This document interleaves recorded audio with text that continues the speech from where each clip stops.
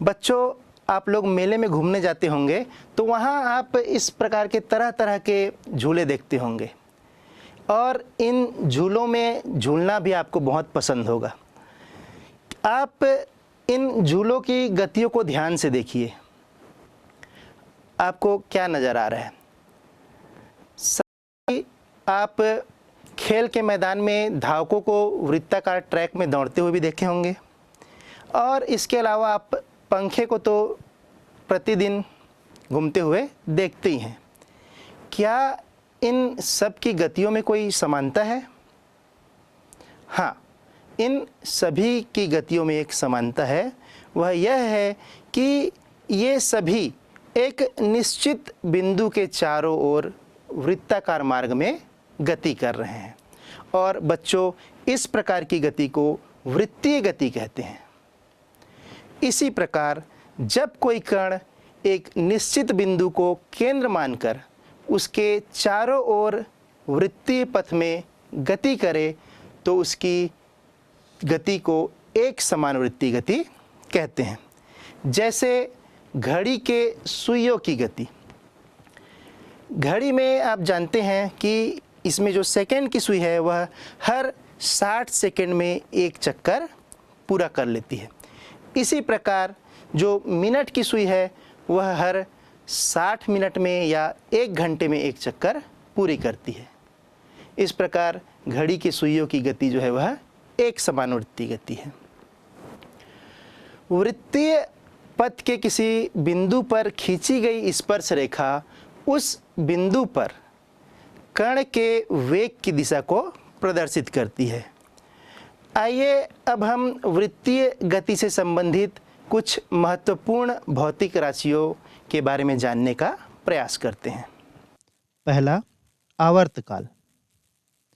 वृत्तीय गति करने वाले कण को एक चक्कर पूरा करने में जितना समय लगता है उसे आवर्तकाल कहते हैं।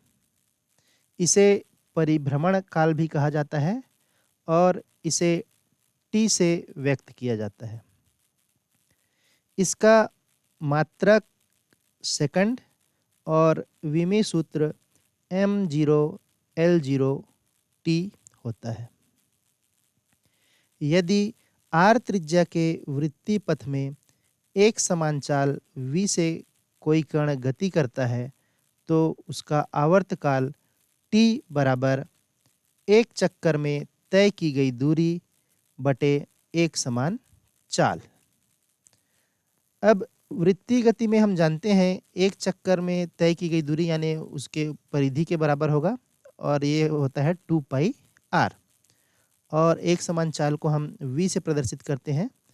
तो इस प्रकार आवर्तकाल t बराबर 2 पाई r अपॉन v। इसे हम समीकरण 1 का नाम दे देते हैं। यही वृत्तीय गति करते कण के आवर्तकाल का सूत्र है। दूसरी महत्वपूर्ण राशि है आवृत्ति। वृत्तीय गति करता हुआ कण एक सेकंड में जितने चक्कर पूरा करता है उसे उसकी आवृत्ति कहते हैं। इसे न्यू या n या फिर f से भी व्यक्त करते हैं। इसका मात्रक हर्ट्ज होता है और इसका विमी सूत्र है m0l0t-1। यदि कोई कण r त्रिज्या के वृत्तीय पथ में एक समान चाल v से वृत्तीय गति कर रहा है तो कण की आवृत्ति न्यू बराबर एक सेकंड में चक्करों की संख्या होगी या न्यू बराबर एक सेकंड में चली गई दूरी बटे एक चक्कर पूर्ण होने में तय की गई दूरी। या इसे हम इस प्रकार से भी लिख सकते हैं nu equal to v upon 2 pi r। इसे हम समीकरण 2 का नाम दे देते हैं। यही वृत्तीय गति करते कण की आवृत्ति का सूत्र है। आइए अब हम आवर्तकाल तथा आवृत्ति में संबंध देखते हैं। तो जैसा कि अभी हमने देखा, एक समान वृत्तीय गति करते कण का आवर्तकाल t इक्वल टू 2πr/v होता है और कण की आवृत्ति न्यू जो है वह v/2πr के बराबर होती है। अब हम इन दोनों समीकरणों का गुणा कर देते हैं। तो t into nu equal to 2πr/v into v/2πr प्राप्त होगा और इसे हल करते हैं हम तो हमें t into nu equal to 1 प्राप्त होगा या t इक्वल टू 1/न्यू प्राप्त होगा। यही एक समान वृत्तीय गति में कण की आवृत्ति तथा आवर्तकाल में संबंध है। अब अगली राशि है कोणीय विस्थापन। माना कि कोई कण O केंद्र तथा R त्रिज्या के वृत्तीय पथ पर V चाल से एक समान वृत्तीय गति कर रही है। प्रारंभ में कण की स्थिति P0 है तथा T1 और T2 समय में कण की स्थिति जो है वह क्रमशः P तथा Q हो जाती है, जहां OP और OQ द्वारा OP0 से बनाया गया कोण क्रमशः θ1 और θ2 है, जहां कोण QOP बराबर θ2 माइनस θ1 बराबर डेल थीटा। कोण डेल थीटा को समय अंतराल T2 माइनस T1 बराबर डेल T में कोणीय विस्थापन कहते हैं। अब यदि समय अंतराल डेल T में वस्तु का रेखीय विस्थापन डेल S हो तो कोण की परिभाषा से हम जानते हैं कोण बराबर चाप बटे त्रिज्या। तो यहाँ कोण डेल थीटा है और चाप जो है यहाँ पर रेखीय विस्थापन से हम प्राप्त हो रहा है डेल S और त्रिज्या है R। इस प्रकार del theta equal to del S/R। इसे हम समीकरण 4 का नाम दे देते हैं, या कोणीय विस्थापन बराबर रेखीय विस्थापन बटे त्रिज्या। अर्थात वृत्तीय गति करते हुए कण के रेखीय विस्थापन और त्रिज्या के अनुपात को कोणीय विस्थापन कहते हैं। अब अगली राशि है कोणीय वेग। वृत्तीय गति करते किसी कण के एकांक समय में उत्पन्न कोणीय विस्थापन को उस कण का कोणीय वेग कहते हैं। इसे ओमेगा से व्यक्त करते हैं और यह एक सदिश राशि है। अब यदि समय अंतराल डेल T में वृत्तीय गति करते कण का कोणीय विस्थापन डेल थीटा हो तो कण का कोणीय वेग ओमेगा बराबर del theta upon del T होगा। इसे हम समीकरण 5 का नाम दे देते हैं।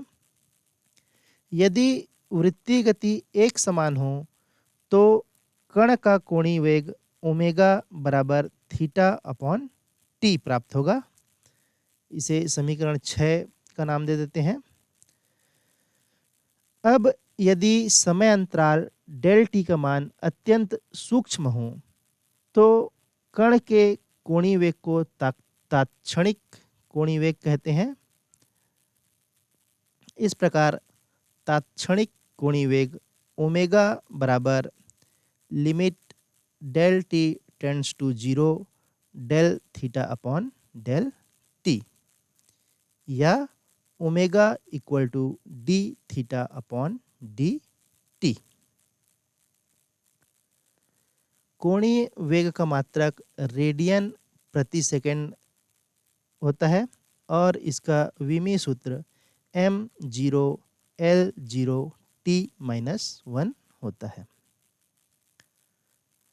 जब कण वामावर्त यानी एंटी क्लॉकवाइज घूमता है तो कोणीय वेग की दिशा वृत्त के तल के लंबवत ऊपर की ओर, और जब कण दक्षिणावर्त यानी कि क्लॉकवाइज घूमता है तो कोणीय वेग की दिशा वृत्त के तल के लंबवत नीचे की ओर होती है।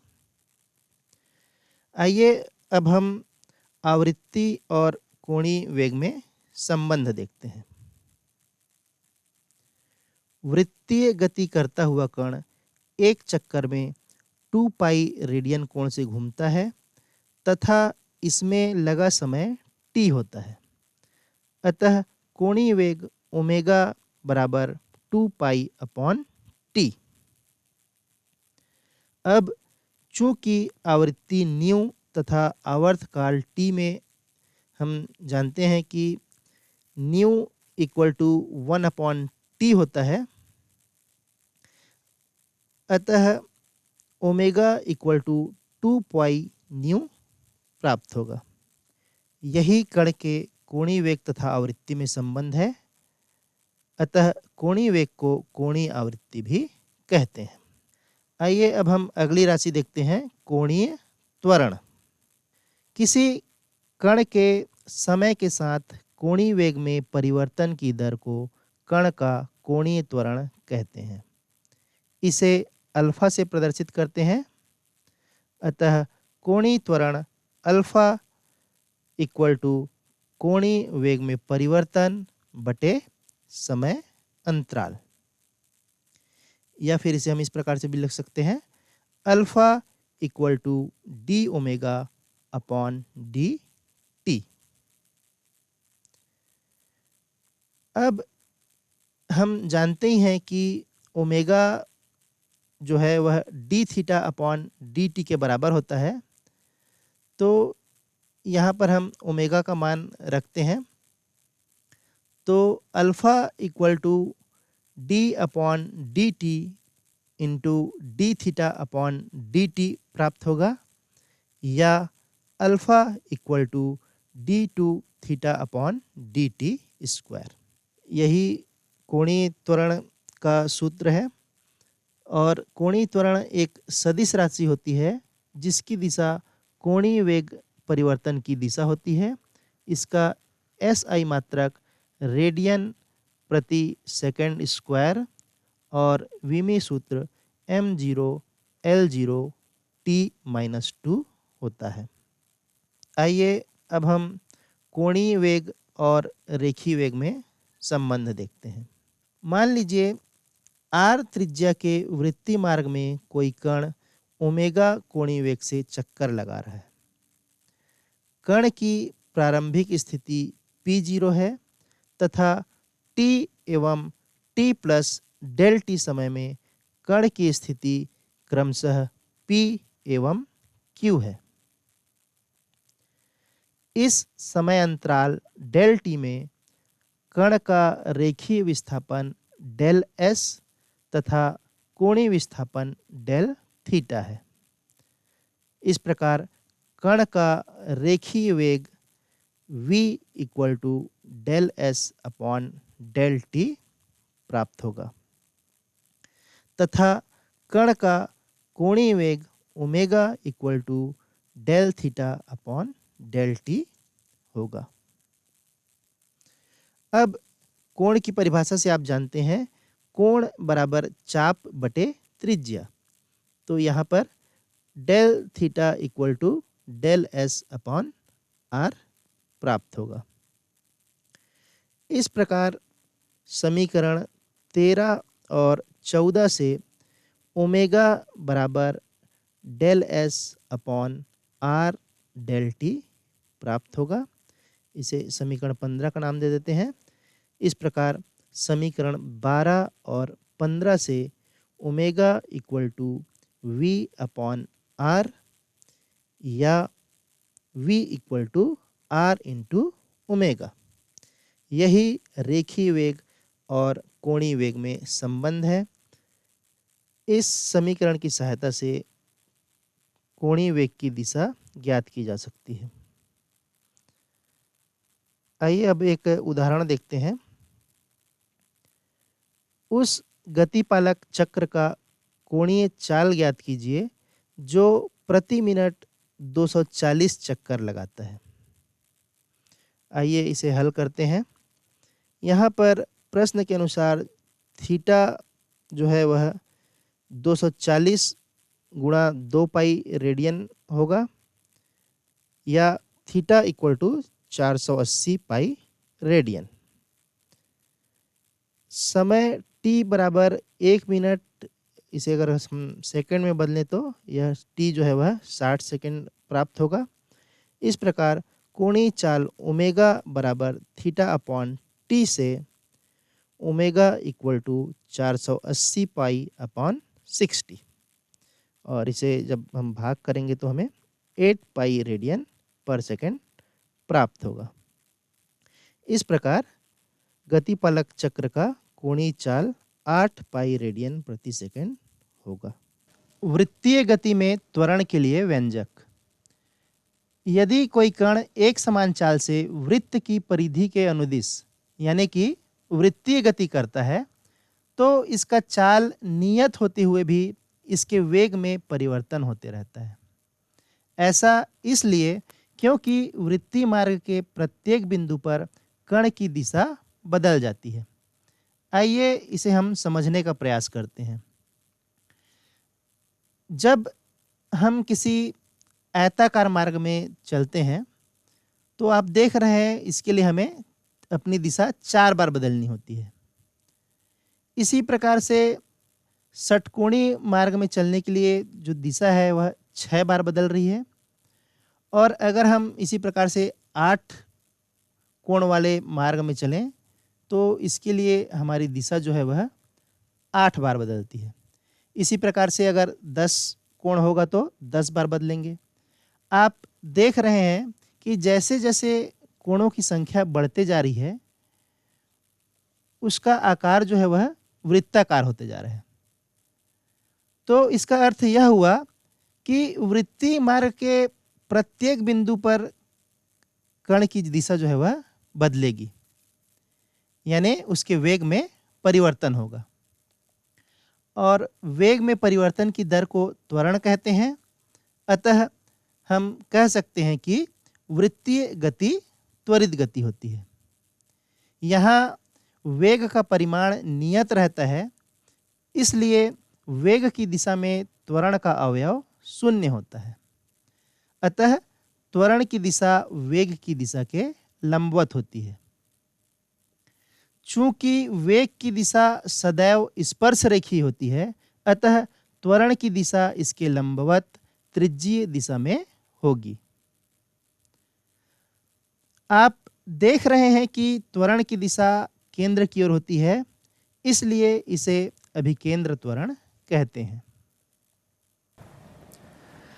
मान लीजिए कोई कण r त्रिज्या के वृत्तीय पथ में कोणीय वेग ओमेगा से गतिशील है और किसी क्षण t पर उसकी स्थिति p है और सूक्ष्म समय अंतराल t प्लस डेल t में वह p से q में पहुंच जाती है ना, यानी t प्लस डेल t में उसकी स्थिति जो है q हो जाती है, और इस सूक्ष्म समय अंतराल में इसका कोणीय विस्थापन जो है वह डेल थीटा होता है। कोणीय विस्थापन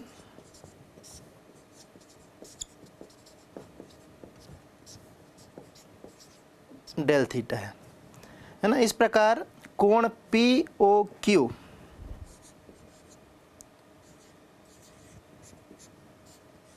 बराबर डेल थीटा होगा।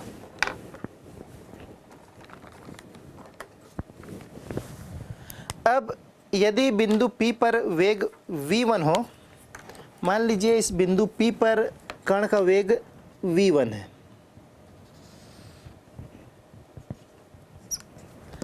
और बिंदु Q पर इसका वेग v2 है,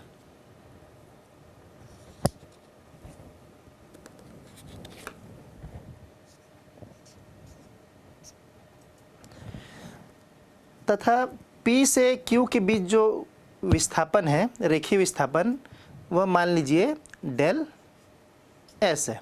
P से Q के मध्य रेखीय विस्थापन को हम मान लेते हैं डेल S।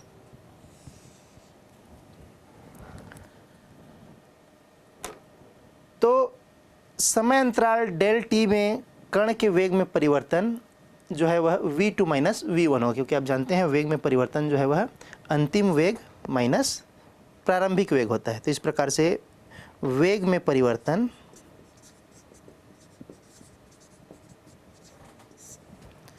डेल v बराबर v2 माइनस v1। वेग में परिवर्तन v2 माइनस v1 को ज्ञात करने के लिए हम v1 और v2 को एक ही बिंदु A से लेते हैं और इनके बीच जो झुकाव है वह कोणीय विस्थापन डेल थीटा के बराबर ही रखते हैं। तो इस प्रकार से यहाँ पर देखिए v1 जो है वो AB से प्रदर्शित हो रहा है और v2 जो है वह AC से प्रदर्शित हो रहा है, और v2 माइनस v1 जो है वह डेल v होगा। आप त्रिभुज के योग नियम से समझ सकते हैं कि यहाँ पर डेल v यानी वेग में परिवर्तन जो है वह v2 माइनस v1 के बराबर होगा। तो इस प्रकार से यहाँ पर देखिए डेल v बराबर v2 माइनस v1, और यहाँ पर आपको दिख रहा है कि ये जो डेल v है वह किसके बराबर है, bc के। तो इसको हम लिख सकते हैं बराबर bc। अब यहाँ पर आप देखिए त्रिभुज POQ और त्रिभुज ABC, ये दोनों समद्विबाहु त्रिभुज हैं। यहाँ पर देखिए AB और V2 को हमने बराबर लिया हुआ है, क्योंकि आप जानते हैं कि वेग यहाँ पर जो कण की जो चाल है एक समान चाल है, यानी कि V1 और V2 का परिमाण जो है वह क्या है, बराबर है। V1 जो है वह V2 के बराबर है, और मान लेते हैं हम कि ये दोनों V के बराबर है। तो इस प्रकार से देखिए AB बराबर AC और यहाँ पर है OP बराबर OQ। इस प्रकार से दो हमको समद्विबाहु त्रिभुज प्राप्त हो रहे हैं, और साथ ही इन दोनों का जो कोण है वो बराबर है। यहाँ पर देखिए डेल थीटा है, और यहाँ पर भी हमने इनके झुकाव को डेल थीटा लिए हैं। इस प्रकार दो भुजाओं के बराबर होने और बीच के कोण के बराबर होने के कारण ये जो है समरूप त्रिभुज हैं, इसलिए इनकी भुजाएं जो हैं वो क्या होंगी, इनकी भुजाएं अनुपातिक होंगी। तो इस प्रकार से हमने देखा कि त्रिभुज POQ समरूप है त्रिभुज ABC के। अब भुजाएं अनुपातिक हैं, इसलिए यहाँ पर हो जाएगा PQ बटा PO बराबर BC बटा AB। ये देखिए PQ बटे PO ये जो है बराबर होगा BC बटे AB के। अब आप देखिए PQ जो है वह रेखीय विस्थापन के बराबर है, और यहाँ पर रेखीय विस्थापन जो है वह डेल S है। तो PQ के जगह में हम लिख सकते हैं डेल S, और PO देखिए वृत्त की त्रिज्या है, और वृत्त की त्रिज्या को हम R से प्रदर्शित कर रहे हैं, तो ये हो जाएगा डेल S अपन R। और BC आप देख रहे हैं डेल V के बराबर है, तो ये हो जाएगा डेल V। और AB जो है वो वेग V1 को प्रदर्शित कर रहा है, और मैंने अभी बताया कि V1 और V2 आपस में बराबर हैं और ये V के बराबर है। तो यहाँ पर हम लिख सकते हैं AB के जगह में V। इस प्रकार से del S upon R equal to del V upon V।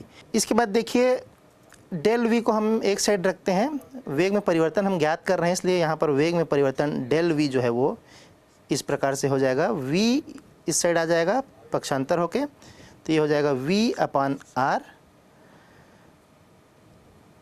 Into del S। अब हम यहाँ पर दोनों पक्षों में डेल T का गुणा कर देते हैं। तो डेल T का दोनों पक्षों में गुणा करेंगे तो ये इस प्रकार से हो जाएगा del V upon del T, और यहाँ पर हो जाएगा ये del V upon del T equal to V upon R del S upon del T। इसे हम समीकरण 1 का नाम दे देते हैं। अब यदि डेल टी का मान अत्यंत सूक्ष्म हो, यानी ये जो डेल टी है वह 0 की ओर अग्रसर हो, तो यह समीकरण इस प्रकार से हो जाएगा, limit of del T tends to 0 del V upon del T equal to we upon R limit del T tends to 0 del S upon del T. अब आप जानते हैं कि del V upon del T यानी कि वेग में परिवर्तन की दर वो होती है त्वरण। तो यहाँ पर हमें त्वरण प्राप्त हो रहा है, तो del V upon del T equal to ये अभिकेंद्र त्वरण प्राप्त हुआ, और यहाँ पर v अपॉन आर और limit of del T tends to 0 del S upon del T, ये जो है तात्क्षणिक वेग को प्रदर्शित करता है। तो del S upon del T की जगह में हम लिख सकते हैं v। इस प्रकार से a बराबर ये v और v का गुणा हो जाएगा तो हो जाएगा v स्क्वायर अपॉन r, और यही रेखीय वेग तथा वृत्तीय पथ की त्रिज्या के रूप में अभिकेंद्र त्वरण का सूत्र है। अब आप रेखीय वेग और कोणीय वेग में संबंध जानते ही हैं, जिसके अनुसार जो v है ना, रेखीय वेग वो जो है r ओमेगा के बराबर होता है। तो इस मान को हम इस समीकरण में रखते हैं तो ये हमें प्राप्त होगा a बराबर v के जगह में हम रखेंगे r ओमेगा, तो v स्क्वायर है तो यहाँ पर हो जाएगा r square omega square upon r, या इसे हम लिख सकते हैं, देखिए r से r एक कैंसिल हो जाएगा तो ये हो जाएगा a equal to r a equal to r omega square, और यही कोणीय वेग और वृत्तीय पथ की त्रिज्या के रूप में अभिकेंद्र त्वरण का सूत्र है, a equal to omega square r। अब आप जानते ही हैं रेखीय वेग और कोणीय वेग में संबंध से आप जानते हैं कि ओमेगा जो है वह v अपॉन r के बराबर होता है। इस ओमेगा के मान को हम यहाँ पर इस समीकरण में रखते हैं तो ये समीकरण जो है हमें इस प्रकार से प्राप्त होगा, a equal to omega square, तो ओमेगा स्क्वायर की जगह में हम रखेंगे v अपॉन r का square into r, a equal to v square upon r square into r। अब यहाँ पर से ये एक r स्क्वायर और ये एक r जो है वो कैंसिल हो जाएंगे, और हमें प्राप्त होगा a equal to v square upon r, और यही रेखीय वेग तथा वृत्तीय पथ की त्रिज्या के रूप में अभिकेंद्र त्वरण का सूत्र है। इस प्रकार अभिकेंद्र त्वरण a equal to v square upon r।